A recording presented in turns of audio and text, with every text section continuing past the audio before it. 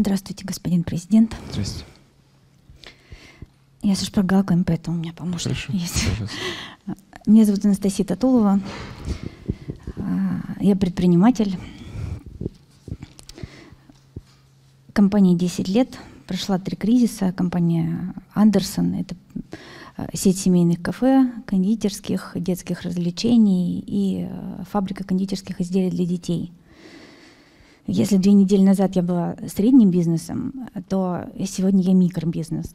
Просто это надо понимать. И, к сожалению, индустрии, в которой я работаю, я представляю 2 индустрии, фактически детские развлечения и общественное питание.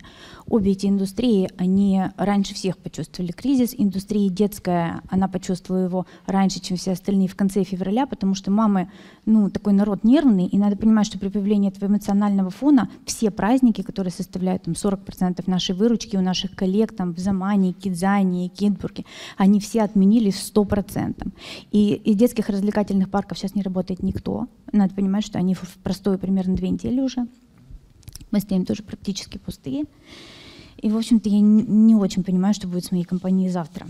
И вот эта трагедия, которая сейчас происходит, я, знаете, хочу сказать даже не о мерах, потому что я вчера с мерами приходила к Андрею Ремовичу и поняла, что, в общем-то, очень многие предложения, они, правда, уже прорабатываются, и здорово, что их все массово предлагали, и правительство слышит и будет их внедрять. Тут есть обратная связь. Здесь у нас есть обратная связь. Да, это здорово. Я, вы знаете, хотела что очень сказать, что наверное, даже не про прохождение кризиса. Действительно, когда-то это все закончится. Все заканчивается, мы точно выживем. И просто это восстановление, оно будет для этих отраслей 2 точно, возможно, еще есть такие отрасли, оно будет не дни, не недели, поток не вернется завтра. Это будет много месяцев, возможно, даже лет. И я хочу сейчас, знаете, я сейчас без слез постараюсь вас умолять, но на самом деле это трагедия, то есть просто трагедия. Мы понимаем. И мы понимаем, поэтому и встретились сегодня, поэтому меры, которые были изложены вчера, они же не просто подошел, сел перед камерами и начал излагать эти меры. Мы готовили всей командой эти меры. Вы знаете, ужас ситуации в том, что у этих отраслей совершенно нет никакой подушки безопасности. И действительно для бизнеса это абсурдно. То есть, правда, абсурдно приходить к власти и говорить: помогите. Предприниматель — это точно тот человек, который обязан иметь эту подушку, который должен содержать себя сам так правильно и по-честному. Просто то, что происходило последние годы с этими бизнесами, сделало так, что этой подушки вовсе нет. И давайте, я очень хочу вас попросить, чтобы вы дали поручение правительству выполнить обещания, которые были нам даны, которые до сих пор не выполнены. Какие? Первое, наверное, и главное — это изменения в налоговой системе, которые необходимы для обеих этих отраслей. Значит, в этой отрасли заняты в силу специфики отрасли больше от 30 до 40% это ФОД, который не облагается НДС. Значит, входящие продукты, на которых готовит отрасль, что касается общепита, и в том числе общепита в детских центрах, это максимум, это 10%, либо ИП. Значит, мы облагаемся 20% НДС, при входящем практически нулевом. Практически нулевом. То есть все эти деньги мы достаем из собственного кармана. Раньше это было 18, теперь 20. Мы обиваем пороги, ходим, просим. Мы разговаривали с налоговой инспекцией, она говорит, не к нам, с Министерством экономического развития, они говорят, да мы за, но налоговая против. То есть я все понимаю. Но мы же не поднимемся. И понимаете, почему нельзя принимать это потом? Это надо сделать срочно сейчас, потому что сейчас мы находимся в ситуации, когда мы принимаем решение. Нам сейчас обанкротиться или дальше побарахтаться? То есть для вас важно было бы услышать, как будет складываться эта ситуация даже после того, как кризис этот мы преодолеем? Конечно, потому что мы будем сейчас это считать и понимать, что если мы жили с этой 1% рентабельностью, все ждали, когда нам собственно это согласуют, и это не согласовывалось, то дальше у нас сейчас долги, эта отрицательная рентабельность, самый популярный запрос сейчас на людей, которые с банкротством помогают. Поймите нас, мы больше не можем. Хорошо. Значит, это будет непростой разговор, потому что там есть такие фундаментальные вещи у наших экономистов, финансистов, которые говорят, что нельзя там увеличивать количество всяких исключений в налогообложении, иначе все это налоговое дело будет растаскано по клочьям, и это не будет работать эффективно, а различными исключениями будут пользоваться не только такие добросовестные предприниматели, как вы, но и те, которые просто будут ползать между этими исключениями для того, чтобы иметь конкурентные преимущества перед теми, кто работает в чистую. Но тем не менее, вы правы абсолютно в том, что вам нужно понять перспективу того, как будет складываться ваша жизнь, ваша работа и ваш бизнес, даже после того, как все вот эти сложности будут преодолены. Я понимаю. Я вас очень прошу, пожалуйста, несмотря на то, что вот эта риторика про то, что будут какие-нибудь нечестные люди, которые будут этим пользоваться, ну, простите, пожалуйста, у нас есть крайне эффективный механизм ФНС. Я бы сказала, что это сегодня ФНС, самая да. работающая структура. Ну, пожалуйста, пусть они найдут тех, кто ползает, и что-то с ними сделают. Ну, потому что сейчас под ударом находимся, к сожалению, мы, те, кто платят налоги, тех, кого видно, они не ходят к шашлычникам, они не ходят там к каким-то там ИП, они ходят туда, куда видно. А видно меня и Заманию, и Шоколадницу. И к этому я тоже хочу сказать, что мы вот сейчас говорим о помощи МСП. Я понимаю, это важно, но давайте задумаемся. Вот мне Шоколадница денег за промо не платит, но и Андерсон, и Шоколадница, там мы меньше, конечно, чем Шоколадница, там у нас там 2000 людей, у Шоколадницы 30 тысяч. Ну, то есть мы правда считаем, что они не важны. Нельзя рассматривать только МСП. А пострадавшие отрасли надо рассматривать целиком. И крупный, я вам хочу сказать, и средний бизнес в ней страдает гораздо больше, чем малый, в силу вот этого ужаса с налогами. В силу того, что мы сейчас, смотрите, я вот на самом деле, я даже не в реестре МСП, я тоже очень прошу вас, пожалуйста, запишите этот вопрос, это важно. Сейчас я не в реестре МСП, знаете почему? Потому что у меня много людей работает, и мне поэтому помогать не надо. Как это? Ну как это? Ну это просто отрасль, в которой много людей задействованы. Я не могу, ресторан, на него нельзя 2 официанта поставить. На него должно быть 20, и поваров на кухне должно быть 20, понимаете? Поэтому надо снять это ограничение по людям. Для этих отраслей оно не работает. Ни для нас, ни для фитнеса не работает. Нельзя так делать. Мы не в реестре даже. Нам сейчас ваша помощь даже не дойдет.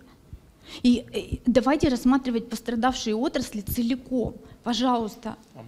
Мы так и делаем. Там уже свыше 8 отраслей. Там и малые, и средние предприятия есть. Мы же по отраслям смотрим. Так и есть. А крупные тоже есть. И крупные есть. И у них тоже плохо, очень. Так они тоже будут пользоваться этими льготами, которые предоставляются. Спасибо. Я вот хочу еще попросить, это тоже важный вопрос, и он, ну, конечно, сейчас на фоне того, что действительно мы все практически банкроты, он, может быть, так не звучит важно, но тоже обещанная нам гильотина, которая...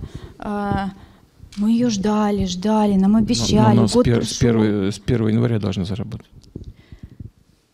Владимир Владимирович, 2021 сказали, нельзя спорить с президентом. Ну, можно я немножечко? Я вам хочу сказать, что вот вы этих людей просто, которые вам рассказывают, что оно заработает, пожалуйста, командируйте их. Я готова для них. Отправьте ко мне на стажировочку. Я сейчас их возьму, поставлю и покажу им, как работает их гильотина. Она не работает. И я вас умоляю, так ее пока пожалуйста. нет, она с 1 января 2021 года должна заработать. Вы знаете, невозможно больше ждать. Я не понимаю, почему для того, чтобы изменить санитарные правила, по которым уже Минэк давно сделал этот вариант, я также говорю с коллегами, да, и задаю им такой же вопрос. Почему нельзя сделать раньше? Она говорит, а мне отвечают, вы хотите, чтобы у нас люди отравились? Я говорю, нет.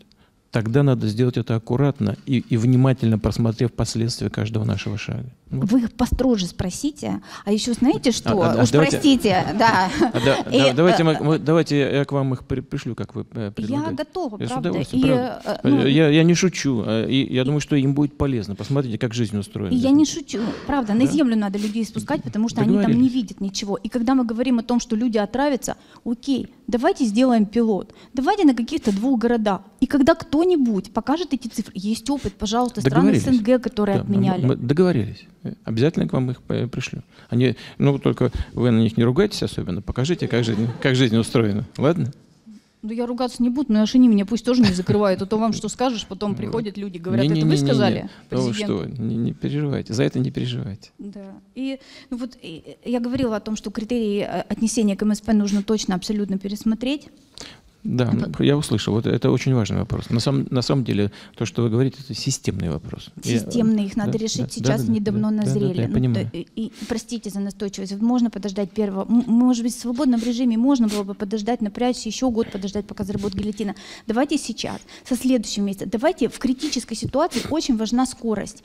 И мне кажется, вот важна скорость и риторика, которая звучит по отношению к нам. Не надо обещать, будете сокращать людей, пришлем в прокуратуру. Вы знаете, мне все равно. У меня вот я вот это сделаю ко мне уголовная ответственность, вот это сделаю уголовная ответственность, а здесь я банкрот. Будете сокращать, прокуратуру никто не пришлет.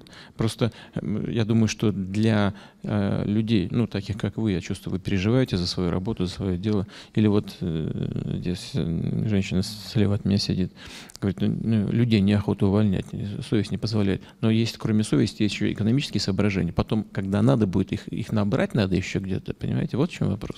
Поэтому здесь нужно очень быть аккуратным с этим увольнением. И поэтому вот целевая помощь, о которой вы говорите, о которой Андрей Гремович тоже говорит, что принято все-таки такое решение субсидирования сейчас зарплат. Вы не представляете себе, как нам больно. Ну, то есть мы набирали этих людей, учили их, потому что система обучения, ее тоже нет. Поэтому мы рассматриваем такую меру. Нам очень важно, чтобы это было сделано как можно быстрее. Вот эта скорость, она важна. Еще раз повторю, потому что каждый день человек сейчас, он принимает только одно решение. Банкротиться сейчас или побарахтаться. Поэтому не говорите слова отсрочки. Я понимаю, что вы под этим подразумеваете, что, возможно, вы потом структуризируете. Бизнес сейчас так не слышит. Скажите, что мы понимаем, что сейчас очень плохо. Это не отсрочка. Надо отсрочку заменить на слово каникулы. Пожалуйста, я вас умоляю. Это очень важно. Иначе вы получите сейчас.